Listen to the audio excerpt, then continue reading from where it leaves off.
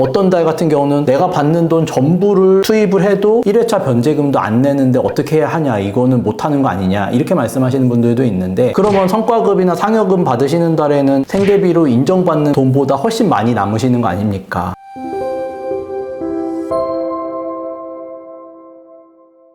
끝까지 싸워서 이기겠습니다. 젠틀한 싸움딱 유익산 변호사입니다. 개인회생 진행하다 보면은 내가 이만큼 많이 벌지 못하는데 내 소득이 왜 이렇게 높게 잡혔냐, 나는 도저히 이 금액을 벌지 못하는데 이 금액은 내 소득이 아니다, 너무 많이 나와서 이거는 내가 감당이 안 된다, 이렇게 이제 말씀하시는 분들이 종종 있거든요. 그래서 오늘은 개인회생 진행하게 되면 내 소득이 어떻게 산정되는지, 특히나 이제 월급 받으시는 분들 중에 인센티브, 성과급, 상여금, 시간의 수당, 이런 각종 수당 들이 기본급 이외에 더 붙는 분들께서 이제 이런 문의를 하시는 경우들이 많아서 그 경우를 말씀을 드려보고, 그 다음에 내 소득이 변동이 있으면 변제금을 이제 못 내는 달도 있을 수도 있는데 그런 경우는 어떻게 대처할 수 있을지 소득 산정 방법을 한번 말씀드리려고 합니다. 근로소득의 경우에는 1년치 총 급여에서 4대 보험과 세금을 뺀 금액을 12개월로 나누는 게 기본이거든요. 보통 전년도 원천징수 영수증을 기준으로 해서 원천징수 영수증에는 기본급 뿐만 아니라 아까 말씀드린 성과급, 상여금, 그다음에 시간의 수당, 기타 각종 수당들이 다 포함되어 있거든요. 그래서 이제 그렇게 실제로 지급받은 모든 금액을 다 더한 다음에 거기에서 공제 항목인 이제 4대 보험료, 그리고 세금, 뭐 이제 근로소득세겠죠. 금액을 계산을 하면 이제 실제 1년 동안 내가 실제 수령한 금액의 총 합이 나옵니다. 그래서 그걸 12개월로 나누면 한 달에 내 소득이 정해지는 거고요. 예를 들어서 내가 전 달에는 월급을 기본급 200만 원만 받았는데 다음 달에는 기본급 200만 원과 상여금 300만 원을 받았어요. 그러면은 당장 두 달만 계산하더라도 200만 원과 500만 원이니까 금액을 평균을 내면 350만 원이 되는 거잖아요. 그러면 500만 원 받은 달은 사실 150만 원 더 높게 받으신 거고 200만 원은 150만 원 더 낮게 나오는 거니까 이게 결국에는 평균으로 갈 수밖에 없다. 요걸 이제 좀 기억하셔야 될 것 같아요. 사업소득자분들 같은 경우는 소득이 어떻게 산정이 되냐면 이것도 마찬가지로 1년치 매출 내역과 매입 내역을 이제 뽑아서 매출에서 매입 내역, 비용 공제 항목들을 빼면 실제 순이익이 될 테니까 그 금액을 1년을 평균 내서 구한다, 이렇게 보시면 되는데, 아무래도 근로소득은 그래도 정해진 급여들이 딱딱 있다 보니까 상대적으로 계산하기는 쉬워요. 그리고 원천징수 영수증에 1년치의 내역이 나와 있잖아요. 그런데 사업하시는 분들 같은 경우는 물론 뭐 부가세 신고 내역이라든지 뭐 종합소득세 납부 내역이라든지 이런 걸로 간접적으로 확인할 수는 있지만, 세금을 신고할 때 우리가 매입 비용 공제를 신고를 하는데 항상 영업상 비용만 100% 포함되는 거는 아니란 말이에요. 매입 비용으로 법원에서 공제하는 거는 사업을 운영하는 데 있어서 정말로 필수적인 항목들만 공제를 해주거든요. 예를 들어서 사업장의 임차료라든지, 그 다음에 직원 급여, 재료비, 전기, 수도, 가스, 이런 공과금들, 이런 필수적인 비용들만 공제를 해주기 때문에 내가 세금 신고 내역으로 했을 때는 순이익이 얼마인데 이 금액이 더 높게 나왔다 라고 하면은 부가적인 접대비라든지 기타 식비, 이런 항목들이 비용으로 인정이 안 돼서 그렇게 나올 수 있다라는 것들은 좀 참고해 주시면 좋을 것 같아요. 그래서 이제 소득이 높게 측정되는 이유들은 아까 말씀드린 것처럼 근로소득자 같은 경우는 특히나 기본급 뿐만 아니라 각종 수당들까지도 다 합산해서 산정에 고려되기 때문에 소득이 올라갈 수밖에 없고, 마찬가지로 개인사업자의 경우에도 매입비용 공제 항목이 실제 내가 세금 신고할 때 신고한 것보다는 공제 항목이 덜 들어가기 때문에 그렇다라는 거를 참고하시면 되고, 그러면 이제 이런 의문들이 또 있으세요. 근로소득자분들 같은 경우는 예를 들어서 내 기본급이 250만 원인데 1년치 평균 내봤더니 실수령 소득은 350으로 계산됐다. 그러면 나는 250만 원 지급받는 달도 있는데 350만 원으로 내 소득이 계산되어서 어떤 달 같은 경우는 내가 받는 돈 전부를 투입을 해도 1회차 변제금도 안 내는데 어떻게 해야 하냐, 이거는 못하는 거 아니냐, 이렇게 말씀하시는 분들도 있는데, 그러면 저는 이제 반대로 또 여쭤보거든요. 그러면 성과급이나 상여금 받으시는 달에는 이거에 2배 받으시는 거고 생계비로 인정받는 돈보다 훨씬 많이 남으시는 거 아닙니까? 그러면 이제 그거는 부인을 못 하세요. 우리가 개인회생을 돈을 미납을 해서 폐지되는 거는 한 번 못 냈다고 해서 바로 폐지되는 게 아니잖아요. 3회분을 미납을 해야 되고 그 3회분이라는 것도 미납액 총 합계가 3회분이라는 거거든요. 예를 들어서 내가 한 달에 법원에 내야 되는 돈이 100만 원이다 라고 하면 그 미납 합계액이 100만 원 곱하기 3,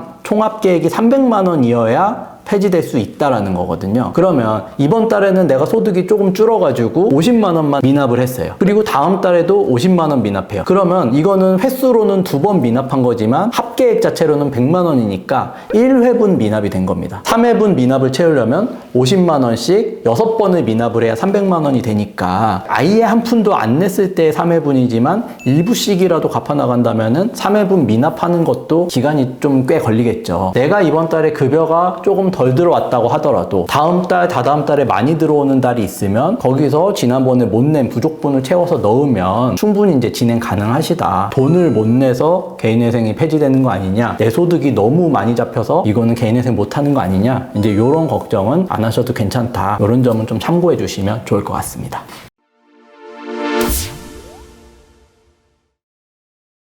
그래서 오늘은 개인회생 진행하게 되면 내 소득이 어떻게 산정되는지, 그리고 이제 내 소득이 왜 이렇게 많이 나왔는지 궁금해 하시는 분들의 경우에는 기본급뿐만 아니라 뭐 성과급이나 상여금, 시간의 수당, 각종 제수당들이 포함되기 때문이라는 점을 말씀드렸는데요. 소득 산정에 있어서 조금 더 궁금하시거나 내 개인회생 사건이 월 변제금이 어떻게 예상되는지 이런 부분들 궁금하시다면은 도산 전문 변호사와 충분한 상담 받아보시면 좋을 것 같습니다. 오늘 영상 도움되셨다면 구독과 좋아요도 부탁드리겠습니다. 감사합니다.